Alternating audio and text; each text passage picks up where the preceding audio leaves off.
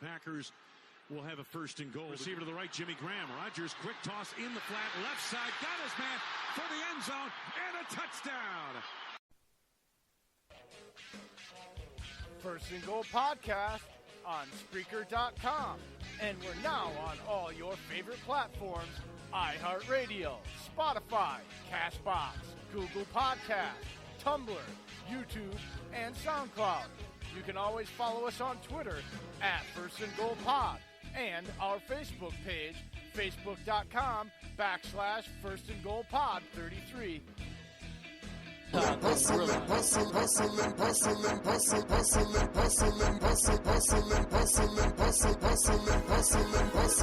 Get money, yeah. Get money, yeah.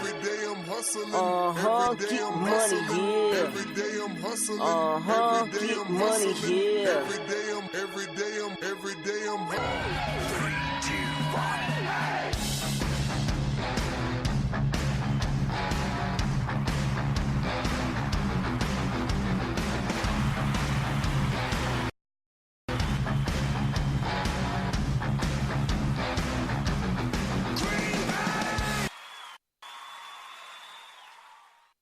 What's going on, everybody? This is Ryan Molstad of Packers 365 on Twitter, ready to talk some Packer post-game with Jay and Dave on the First and Goal Pod and the 365 post-game report, the show. Let's do this. 2-0. What's up, Dave? What's up, Ryan? 2-0 to all the haters. All right, can I just get us rolling right away, and then maybe it'll give you two some topics to go off of here right away. I got my keys to the W, right? I got 4 of them. D was great again. Had a slip against the run, but they were good overall, all right? Play action and big plays were prevalent in the momentum in what this game, how it ended up breaking out, okay? Turnovers swayed the game in key moments and took points off the board. That was big. That not just the turnovers, but when and where they came on the field. And then the run game was much improved, making the play action actually even more viable, even though this offense clearly sputtered and put it all on the D. Defense, number one key to the victory of this game. Once again, like Dave and I had called, like Ryan has said before, defense is going to keep victories rolling while the offense starts to find itself, and it clearly took 2 steps towards finding its rhythm this week, although still not impressive because the second half was mundane at best from this offense. Applause to the defense, guys. What do you think? That was defense. Defense again won this football game for the Packers, and we are going to say that quite a bit this season, barring any major injuries. Obviously, they can always say that. But, you know, like you said, key turnovers in big spots. And, oh, man, they could have had even more. Jair, I thought, was going to pick that one off that ended up being a touchdown to Diggs. Savage had another one as well when dealing OPI. Exactly. He dropped, Jair dropped an easy one in the fourth, and then we should have had another pick. It's just, you know, we're opportunistic, though, and that's what makes me excited, is that we're in position to make those plays, whereas in years past, that might not be the case because they just don't have the athletes back there to be able to do it. So now they just got to finish those things. But, yeah, the defense came up huge. Offense looked awesome out the gate. The play calling on that first drive was incredible. I just loved everything about that first drive. Actually, the first couple drives looked amazing. And then we just kind of got away from it. Plus, obviously, give some credit to the Vikings defense and Mike Zimmer. They made some adjustments. For adjusting, yep. Yeah, they made some adjustments. So we kind of hit them with some stuff early on that, you know, it kept them on their heels for sure. But they're a good defense too. So we had our work cut out for us the rest of the game. Unfortunately, they didn't score any points after that third touchdown early in the second quarter there. But you know, again, like you said, defense is going to win championships, and I think we legitimately have one that can do that. Can I just jump in here and say I'm going to pat myself on the back here because I almost nailed the score to the T. 21-16 was the final score. I had the Vikings at 16 when JB was on Wednesday. I had the Packers at 23. So, and I even said the Packers could only score 20 because of a missed field goal, but I did have it 23-16. Just so almost as close enough in grenades and horseshoes. You're just pissed off because you once again were way off again, sir. So, as I said earlier, I bite my thumb, sir, but I do not bite my thumb at thee. But actually, I wasn't that far off, sir. just not in the score aspect. I said the big factor for the Vikings offense was going to be Chad Beebe. He took one almost to the house and put him in a spot to score. I mean, he was a weapon today for them. Do you want to know something that's really cool there, Dave, quickly? I have in my notes at a point here when, let's see. Oh, it was the Vikings' 7th drive, 12, BB, huge play, Dave's X Factor. So, yeah, even in my notes, I give you credit, you jerk. Huh? Hello? Oh, sorry. I think I was on mute. Oh, no, it's not you. I can't hear Jay. I muted myself now. How did you not hear me? Oh, I didn't hear you at all. I heard something in your notebook, and then you just went out.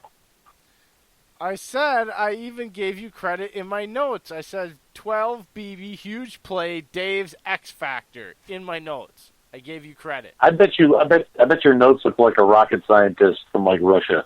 Shit's just everywhere all over those notes. There is exactly, I think, 12 or 13 pages. And by the way, last week I think there was like 4 or 5 drives per team. This week the Packers had 14 drives. The Vikings, with their final 5-second fumbled lateral failed play there, had 15. But really, both teams had 14 offensive possessions. Talk about a lot of possessions and a lot of opportunities, just off the top of my head, compared to last time. Third down efficiency for our defense. That was amazing. Okay. Nope, yeah, third down efficiency was amazing. Ryan, are you still there? I'm here. Hello. No, yeah, I'm here. I'm just letting you guys kind of get your points out. Go ahead, man. You know, I'm done. I was just throwing those couple things out. Yeah, I think I got some things too. So obviously, early on in that game, we were dominated in the line of scrimmage on both sides. So the offensive line of the Packers, I mean, you know, being able to run that many times, I haven't seen that from the Packers in a while. And to be able to do it successfully the way they did against a really strong Viking, you know, defensive front, that was impressive to me. That impressed me. The fact that they were able to still stick with it and still get successful running plays late in that game. I mean, how often do you see us actually get a first down when we're trying to milk the clock and you know that we're running, although they did make that one pass to Devontae, so that was big. But the fact that we can actually do that's going to be, you know, good for us moving on into the future. I think that the Vikings offensive line versus the Packers defensive line was just going to be overmatched, and we knew that. I mean, if you think about the Bears interior, you know, center and guards, they're much better than the Vikings. And they're a top 10 unit, that O-line for Chicago. Their tackles aren't that great, but their interior of that offensive line for the Bears is pretty solid. And we had, you know, how many pressures against them? You knew going into this game we were going to get pressure. You know, we could have had some more sacks. I don't know. We kind of missed a couple of those. We could have had even more sacks, but there was definitely constant pressure right it up rattled Cousins nonetheless, though. Yeah, it was right in Cousins' face. Garrett Bradbury was getting eaten alive by Kenny Clark. Oh my God! I mean, he had to hold him just to not, you know, get his quarterback killed. So, you know, that was he had one penalty where he held Ryan, like he fell down and he was falling down because Kenny Clark still fought through the hole. Yeah. So, you know, that was basically that was the whole first half. But then what happened is once the Packers offense started stalling out, they were getting the Packers defense on the field way too much, and they were starting to get gassed. And that's where you're starting to see some of those chunk plays from the Vikings offense come into play. You know, if the Packers offense continue to click, and they don't have to score, you know, a touchdown on 3 consecutive drives like they did to open this game, but they got to at least be able to, you know, move the ball and eat up some clock when they've got a 21-0 lead. And then that offense or that defense for the Packers can just eat. But they were getting a little gas, you can tell, and that's where some of those chunk plays came. But still, I'll give them credit. I mean, they finished it out. They got the big turnovers and takeaways when they were needed. You know, Rodgers definitely looked a lot sharper at the beginning of that game. Like, he was actually getting the ball out quick. He was putting some zip on those throws. It looked really good. Like, I was really excited about that. And I was thinking you when I was watching this offense, and even throughout the game, his mechanics were much cleaner. He was hitting the underneath routes a lot sooner. He was doing everything that we were bitching about him not doing. He was using the system this week, yes. And I even had it in my notes. Again, you're giving Dave credit. Rodgers looks sound playing within the offense. Looks like Dave was right about the pressure on the road last week and the magnitude of the opening game. He must have got on himself in the film room because, I mean, last week, man, like you said, Jay, when we both watched the film, he didn't go to the checkdowns, and the checkdowns would have gotten at least 4 to 5 yards or more. And each time he used those checkdowns, it was a first down. I mean, they literally went for a good 7 yards to 10 yards on each of those checkdowns. What I am a little upset about, Jay, I'm giving you gratuity on this. Geronimo Allison needs to step his game up. Yes, he had the touchdown, but he had a couple drop passes. He had the fumble. Those are drive killers right there. I mean, if he hangs on to a couple of those balls or the fumble, that's a 28-0 lead right there. Guess what? I even had in my notes all about that. The fact that I moaned about him, and in my notes somewhere it says, like, he's average at best. I hate this frickin' dude. I was pissed.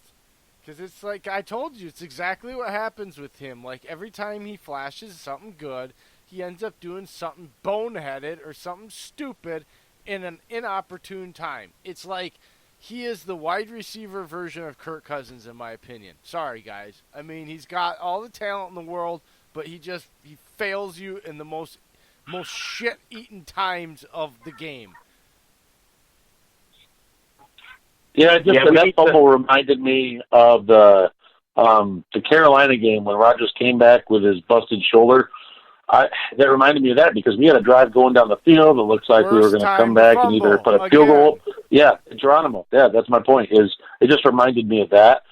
But I am going to say this.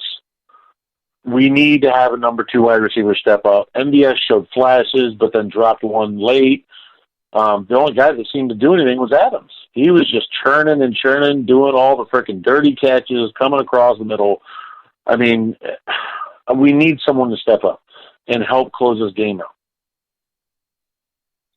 Yeah, I tweeted about this right towards the end that we need to invest some high draft capital again in the wide receiver position, and with wide receivers that have some explosiveness, you know, that have some speed. That Valdez-Scantling's got that, but I don't know if he'll be a good 2 or not. I don't know yet. It's still too early for me to tell. There was a couple catches I wish he would have made. I mean, they were tough catches. Don't get me wrong. They were tough catches.